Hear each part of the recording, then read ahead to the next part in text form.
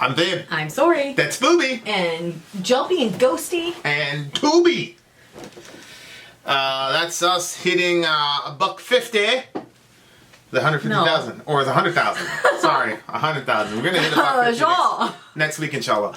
100,000 subs on YouTube. Thank you very much. Shout out to the big homie Bricktown Freaking Media. He's got a cool political channel that I'll be promoting on the other side on Middle America with Vin and Sori. We've got a couple really good. If you want real holistic, independent political commentary that also has some edge to it, we've got some pretty cool. We got Ranter Matt. We got and then Bricktown Media's group. I forgot what it's called. It escapes me. I've been talking to him all day. I know. So shout out to the big homie. Miss talking to the big guy. Also shout out to Tina. I haven't talked to Tina. You were talking to Tina a couple days ago. Right? Yep. Yeah. Keeping her head up. So we gotta do a I don't know. You gotta do a fireside again pretty soon. Yeah. Here. Pretty soon here. Also, I'm very, very excited. Shout out to Jakaris. I'll call her Jakaris because we're playing Fortnite with her. Okay, sure. So shout out to Jakaris. We're very, very excited. Looks like finally the website. The website is on the way. Now. We had very good meetings and stuff's already happening. Yep. I'll let you know right now. It's Vin and Sori.com. Yep. Some evil bastard stole our other domain name or whatever, which is okay because that means that, you know, he thought he could make some money off of us or whatever. Shout out to the thief. Shout out to the thief. I mean, I Googled our name one time. There's a site in Japan that has all our stuff and a site in, you know. Really? Yeah, it's fine. That's okay. Everybody's got to eat. It's a tough world, you know. Sure. I'm not even mad at them. I'm not mad at them. It's on us. We should have renewed the domain name. But anyway, we got a lot of really cool stuff that we're thinking about, and we're actually going to be able to execute. I don't want to talk about it because I want to have all the stuff up there, but it is coming. We're very, very happy. I probably wasn't even supposed to mention the name of the website, but that's okay. No, they can type it in. Yeah. And they can see the little waiting page. Yeah. Vin and Sori.com for timely topical political commentary. You can hit us up at Middle America with Vin and Sori. And in the meantime, we're gonna review Dio, Rainbow in the Dark. Rainbow in the Dark by the big homie Dio, the best vocalist in metal, in my opinion. Of all time. Ready? Go. Go!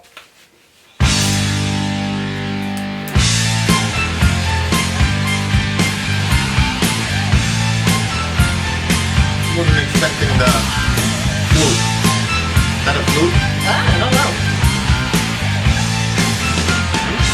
You heard on your guitar. Is that a flute? You know it always brings me down. 'Cause it's free and I see that it's me who's lost and never found. Yeah, I like this. I cry out for magic. I feel it dancing in the light. It was cold, lost my hold to the shadows of the night.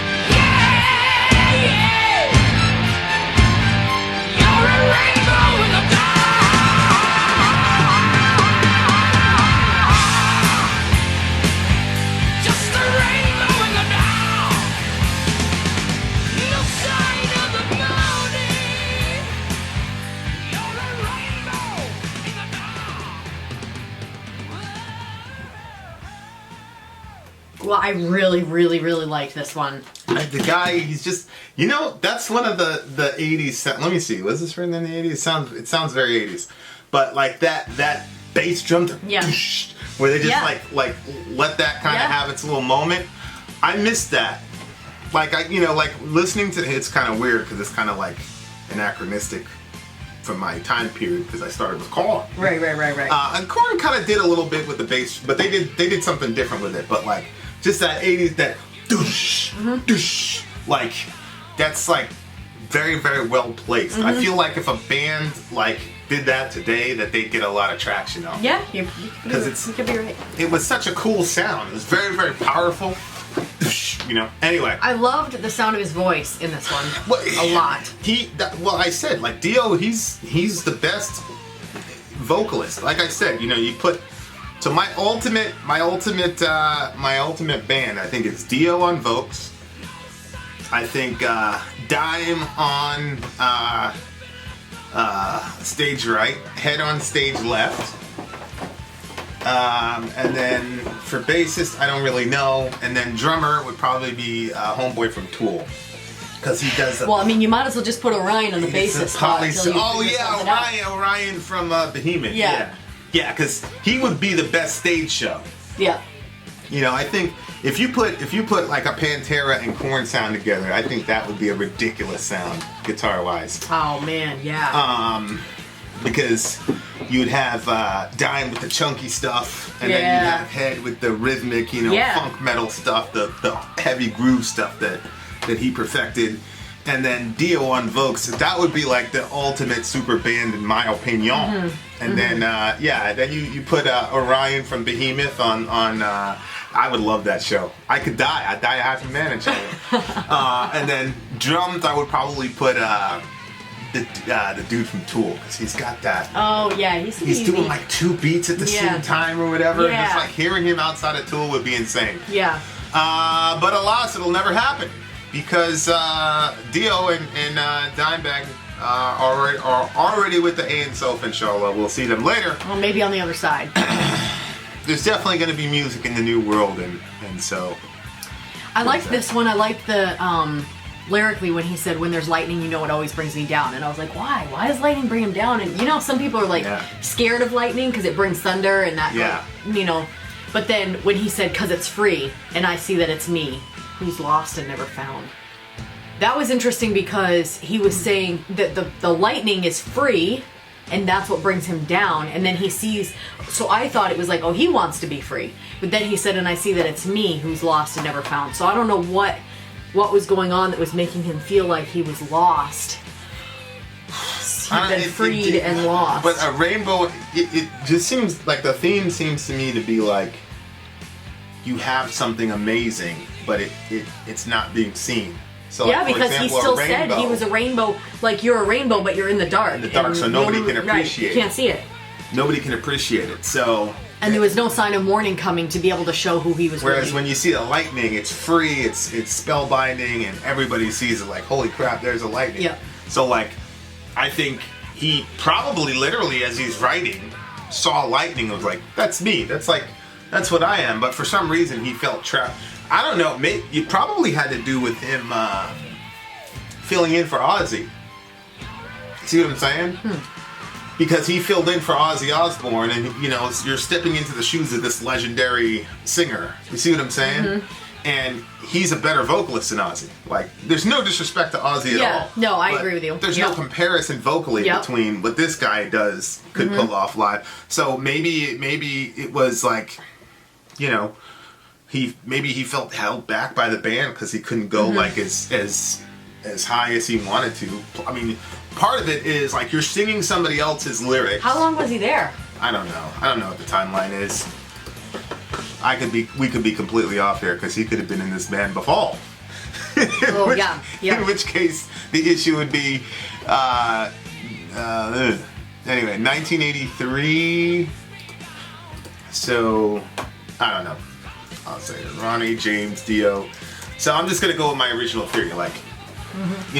A, you're singing somebody else's lyrics, and then B, you kind of have to conform your He was born in New Hampshire. That's pretty crazy. You have to conform your vocal style or whatever to the Aussie thing, and maybe he had to like hold himself back. So the full, That you would know, stink. yeah. So Black Sabbath, he was in Black Sabbath. Look at that, 1979. Okay, so this was after. Following his departure from Rainbow. Right, and then he formed the 1979. band Dio after in 1982. Well, wait a minute. So he was in a band called The Rainbow? He was in a band called Rainbow. Don't you think that's kind of interesting that he just said that in the song? Rainbow in the Dark. Right. Then he went to Ozzy, and then in 1982, he formed the band Dio, which was from the debut album Holy Diver, Rainbow in the Dark, and Holy Diver was the title track. Yeah. Right? So this is the first album he did coming off of the Ozzy record. Mm-hmm. So I think it's probably like him feeling like he got held back. Yeah, could be. You know what I mean? Like, because he wasn't Yeah. able, one, you're singing somebody else's lyrics. And if you look at the way that he writes lyrics and the way that the other band, I don't know if Ozzy wrote the lyrics, I heard like the guitarist did. No disrespect to them. He's just more poetic in the way that he writes lyrics. Yeah, yep. So like, if you're like a virtuoso lyricist and a virtuoso vocalist, and then you're have to do but you're in a band that's bigger than you. You're in the band that started heavy metal. Yeah. Like, probably there would be no Rainbow without Ozzy. So you always have to give it the respect. But at the same time, it's like, bro, you know, I've been in situations like that. Like when you're, you know, for whatever reason, you're the, you know, but you have to kind of, well, a lot of players talk about that on the Patriots, where it's like, you could be an awesome, crazy defensive tackle, but because of the way Belichick makes a system, you have to not do those things that are in your wheelhouse because you're part of a machine. Yep. So you're Yeah. going to win titles. That would be so hard for me. You're going to win titles, but you're not going to be like a standout player. I'm a terrible team player in those situations. Well, I mean, there's this guy, Chris Long, and it actually worked out for him because he went to the Eagles and then they won the next year when Brady had that fumble at the thing, whatever. Yep. But Chris Long said that they won a title, and he's like, I couldn't play there because what I'm good at, I could not do on every down because you're just part of a system or whatever. So he left. Yeah. So some guys, and you know, I don't think I would do well because think about like we do escape rooms sometimes. Yeah. Of course, that was a while ago, but That was we were before doing the plague. Right. But we were doing escape rooms, and when you go to the escape rooms, like when there's something that I feel like I'm gonna nail it, like I don't have any time, no patience to explain it to you. Yeah. Like I don't want to. Yeah. No. Yep. Yeah, and you know, a lot of people, I mean, you know, that's one of the reasons that Brady's in Tampa Bay now. Mm-hmm. Is because everybody on the planet is saying, "You're a rainbow, Tom. You're the greatest of all time." Remember that time? He got stitches in his hand on his throwing hand, and then he goes and makes this game-winning drive, and so they're like, "Belichick, what? This is crazy." Your man he just said did something real crazy. He goes, What was it? "Well, I mean, you know, it's not like it's open heart surgery." Yeah. It's like, there's a lot of okay, yeah, exactly. It's like, come on, bro. Like, give the man some props. Yeah. But what happened is, I think with Belichick, if he gave too much credit for Brady, then his rainbow would be, you know. And so there's that. I don't know how much of it is ego.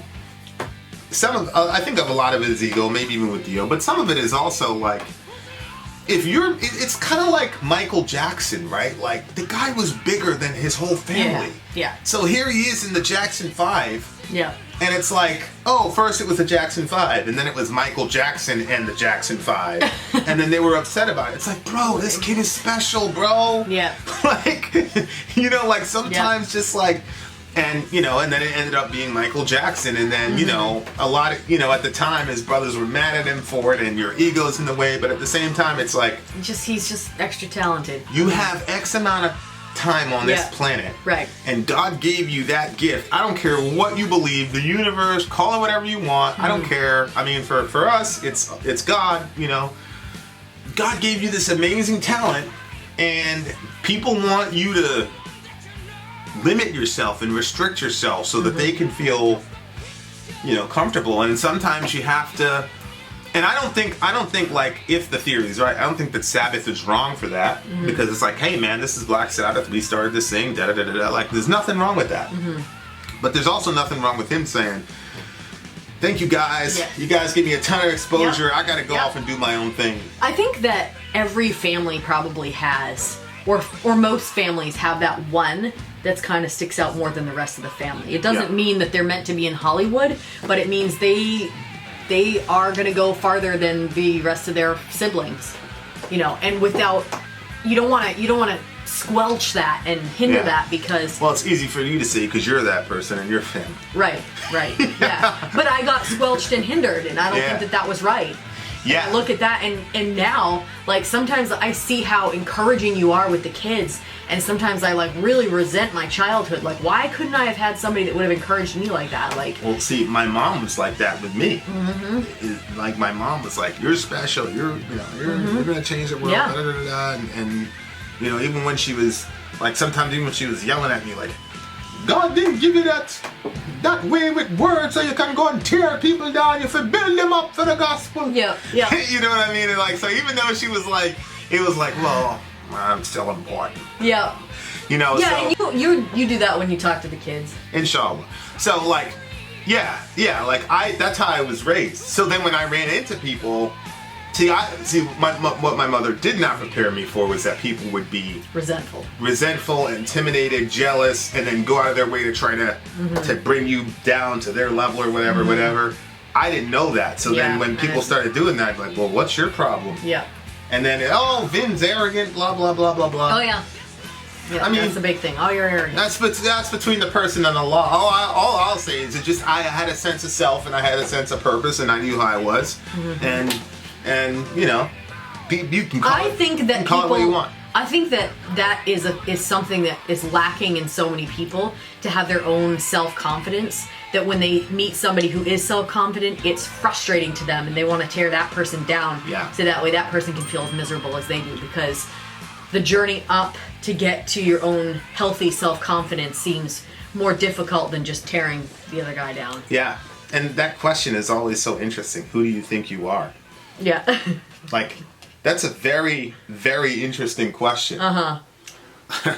You know, it's like, well, who do you think I am?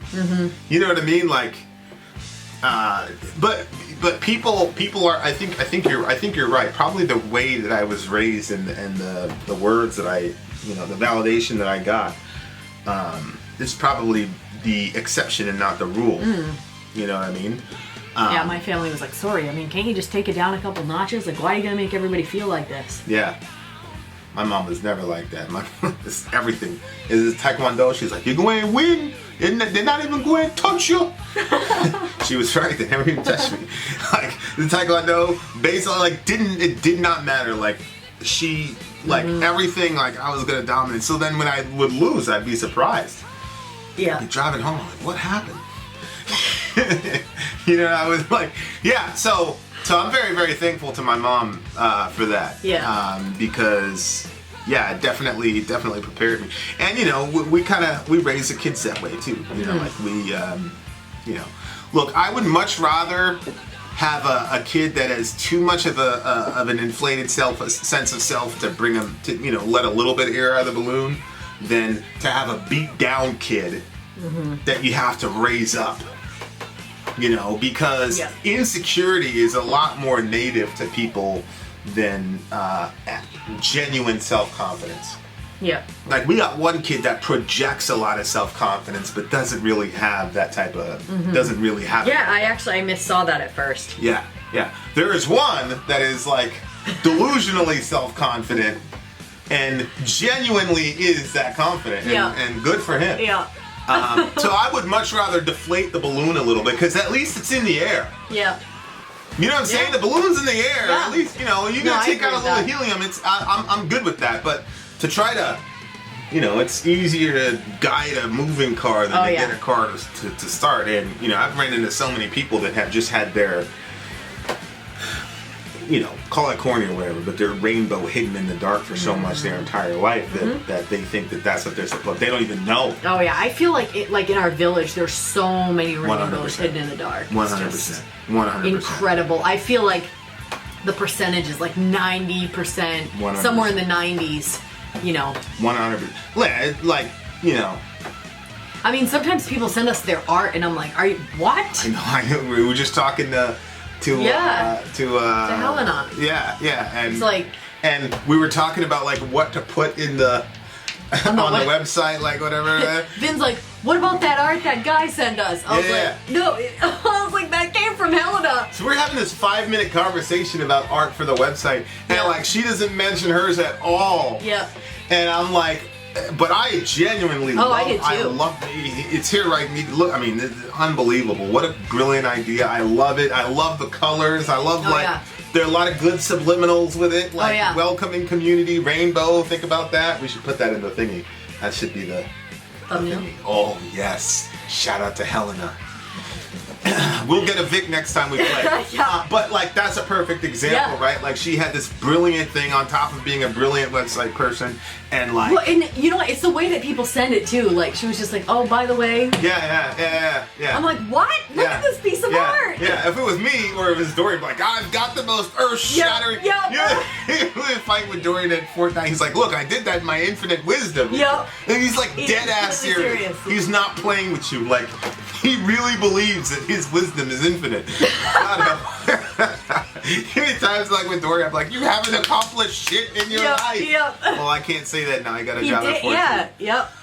But she was a perfect example where you come up with something that's absolutely beautiful and amazing, and she's like. So a lot of you guys are like that. Like Ian doesn't walk around and be like, "Look, man, hang out with me for a year, your entire life will change."